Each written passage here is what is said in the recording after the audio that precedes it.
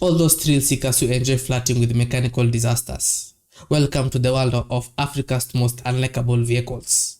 This isn't your usual Top Gear episode, and no, Jeremy Clarkson wouldn't last 5 minutes on these roads. Do a George Michael. You're talking about vehicles that have died 5 times and come back to life each time, more determined to terrify.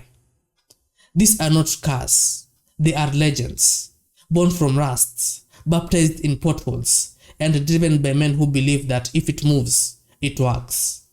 These aren't just vehicles, they are miracles on wheels, powered by hope, habit, and probably some illegal modifications.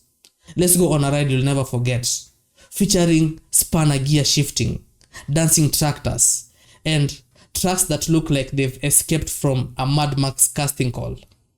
Our first exhibit is a truck that looks like it shouldn't even be parked near a mechanical shop, let alone cruise the roads. From a distance, it looks like a truck.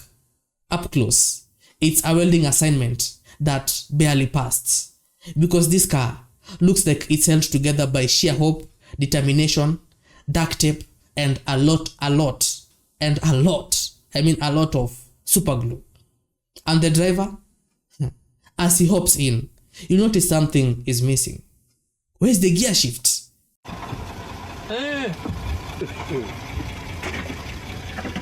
Technologia!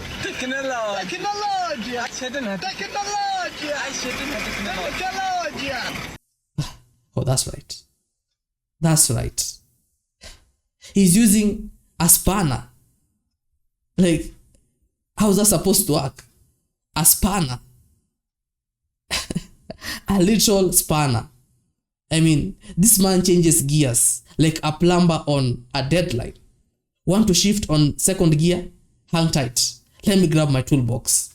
Because the last time I checked, a spanner was supposed to, fix wheels and flat wheels. But in this case, it's being used to drive a whole truck. I mean, some things can only be found in Africa. Like I wouldn't want to see what he'll do with a pliers, right? Because if this is what he's doing with a spanner, what will he be doing with the other tools?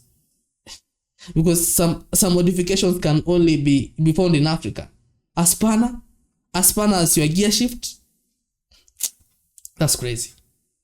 Now, you might think that this is temporary, but based on the driver's comfort and coordination, it's been like this since them days.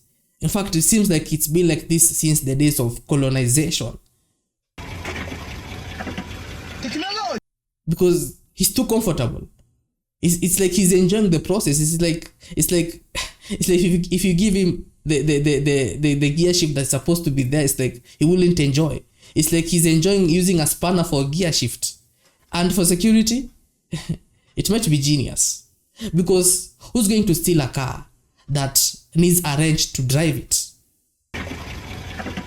Technologia! For security purposes, I basically think this is genius for security purposes, because first of all, if a thief breaks into this car, after he breaks the windows, the doors and all that, and now he's inside the car, when he looks around and sees that there is no gear shift, by the time he realizes what's going on, it's already morning, or it's already been caught. Because even if I was a thief, or even if you found yourself stealing a car like this, how would you know? How would you know that? Like, how would you fix this? Let alone, how would you know what's going on? Right? I think it's genius. And actually, it can also be an idea that can be adopted by other drivers out here. Because if you remove your gear shift and leave it like this, by the time a thief realizes that your car, they'll basically think that your car doesn't function. And if they've been following you and they want to steal your car, by the time they figure out that you removed your gear shift, it will take them hours to realize this. So it's basically genius. And don't be surprised that this is actually a security feature. Maybe this truck it was once being haunted by thieves, and this is what the driver came up with. Maybe this is If this is an anti-theft method, but you can adopt it. I mean, feel free, because if you adopt this, and for all those drivers that have issues with this, with security, removing a gear shift is easy. I guess it's easy. So if you do the same, I guess your car will be secure, right?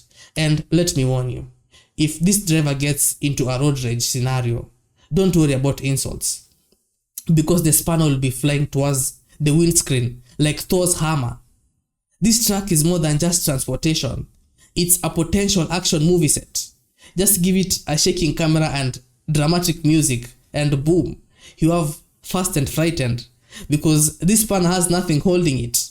So in case of an accident, it will fly, because you can imagine it and the driver flying. So it's like the driver will be flying outside the windscreen together with the spanner. So it will be like, it will only be like a movie, because you can imagine it, you can picture it.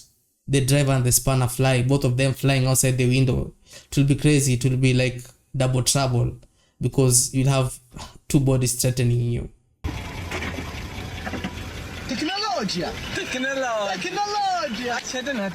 Next, we move to a farm somewhere in Zimbabwe, where time has stood still, but this tractor has definitely not.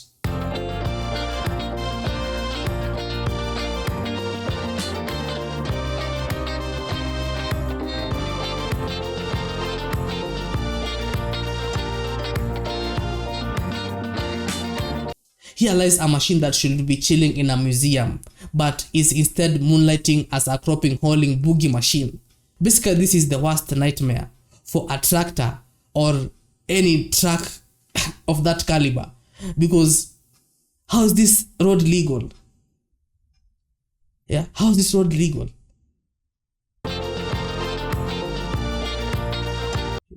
It's like the rear cargo has developed what I can only describe as a soul. It dances, it wiggles, it throws shapes on the field like it's auditing for so you think you can plow, which basically means that so you think you can dance. You see, this farmer must have been part inventor and part DJ, and also part dancer. Yeah, because he's bobbling along with a smile that says, "Yep, my tractor has moves." Because it looks like a living thing, to be honest, because it's basically dancing, and it's dancing on the highway, and it's also some sort of entertainment for the drivers at the back, because you can clearly see that they are enjoying it. Because who wouldn't? If you saw something like this in front of you on traffic, you only have to laugh and take out your phone and record it, because some things, and I keep on saying some things that can only be found in Africa, because if it's working and if it runs, then it's okay here in Africa. It doesn't matter. As long as this thing is moving, it's okay. It's even roadworthy. Because at this point, I even think that the traffic police officers they're also enjoying it. It's like we're all enjoying it. Even the government, even all of it's an enjoyment to us. So basically, instead of criticizing it, we just enjoy it, right? We just enjoy it, because we didn't invent these things at the end of the day. They were brought to us by the white man. So let's enjoy them. Because look at the back wheels. They've realigned themselves into a dancing position Michael Jackson will respect. One leg in, one leg out. It's like the moonwalk of mechanical engineering. It's basically moonwalking on the road. And it's as if the cargo hold has become sentient and is now expressing itself through interpretive movement. So it's basically like a living thing. How can you explain it? It's like a living thing, because it's dancing. It's clearly dancing. It's not even, it's enjoying it. It's enjoying itself. It's like it's in a club or partying somewhere. It's like it parties on the road. It's like it's most happy when it's moving on the road. And how crops manage to stay in this trucking trailer is a mystery that science hasn't cracked yet. Yeah, maybe the vibration hypnotizes them into stillness, or maybe it's just African magic. Maybe it's just African voodoo, because all I know is that this tractor has refused to retire. Instead, it charges through harvesting season like a Griatic break dancer with something to prove. right? And it's like it's proving it's alive and well, and enjoying the process of being a tractor, even though this is like the worst nightmare any truck can have. This tractor, it has something to prove, and science hasn't been able to crack it.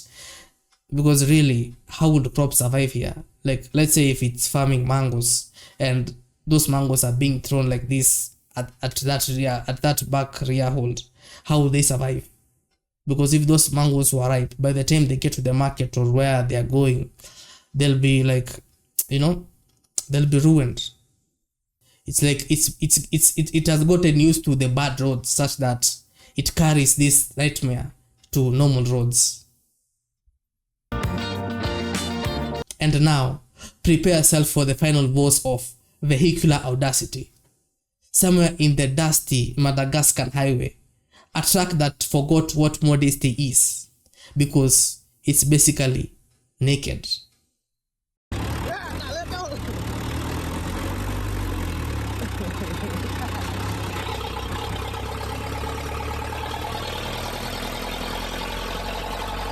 This beast is stripped down to its bare essentials.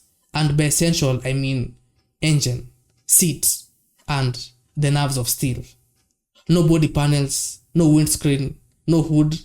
It's basically a moving skeleton. And it's a moving skeleton that holds cargo. It's a moving skeleton that is used on daily basis. It's basically like the kind of thing that kindergarten children draw when they are asked, make me a truck. It's basically like a kid drew this thing. It's basically like a kid's dream. But here in Africa, it's the land of dreams. Here we live in dreams. Because there are obviously children that have drawn something that look like this. And let's talk about the driver. Because he sits beside the engine like it's his evil twin. The engine doesn't just purr. It roars. It gasps. And occasionally blenches fire like it's auditioning for a dragon-themed musical. Because this engine is so naked. It's so exposed. I've never seen an engine so exposed like this, And occasionally blenches fire like it's auditioning for a dragon-themed musical. It's almost like the spark plugs are also naked. You can feel you can basically feel the petrol being burnt. You can feel it because you can imagine the heat. You can feel everything. You can feel everything from the engine. You can feel it struggling when you are uphill. Yeah. So it's basically like the wildest part of transportation here. Because you feel everything. You feel the engine. You feel the gear. Because you can see that the driver is basically, when he changes the gear, feels the engine. He feels the raw power. It's basically feeling the raw power. You can feel it. And that's what the driver is feeling, because his evil twin is right beside him. And that's the engine. It's basically like the engine is also a passenger. It's like the driver and the engine are one. Let's talk about also the air conditioning, which doesn't exist because you have wind to your face. You're basically being hit direct. And protection from the rain, just blink and your eyelids will behave like a windscreen wiper. Who needs a wiper when you have your evil twin beside you? Who needs a wiper when the engine is a passenger? You don't need that. Because this driver wrestles with the wind, the dust, and the raw power of the vehicle that you can feel slightly hates him less than it hates everyone else. And let's say if you replace that steering wheel with a motorcycle steering wheel, you'll basically have a quad bike. Or should you call it a quad truck? Because this driver, the only thing this driver is lacking is a motorcycle helmet. And if he had that helmet, I guess this would be something like a quad bike. Only that it will be a truck at the same time. Now, if anything goes wrong, and it probably will, this man can simply leap out the side and roll into safety like a stunt double. There's no dashboard. The controls are likely stolen from a PlayStation console or a blender. There's only one seat. Everyone else, climb in the back and hold on to your regrets. Because when something happens, you have no one to blame but yourself. Ladies, sorry, no space for your pass. Princess seat, Not today, Queens. This is strictly a one-man survival show. It's a one-man show. It's not uncommon to see such kinds of vehicle here in Africa. And a country like Madagascar, if you've seen the documentaries, Madagascar is something else.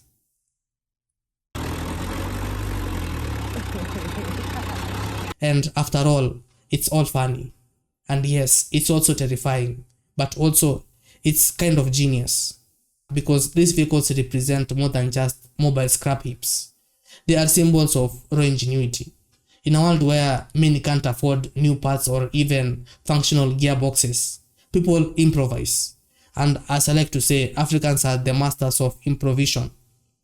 They adapt, and most importantly, they overcome the challenges. The spanner driver is just a mechanic on the go.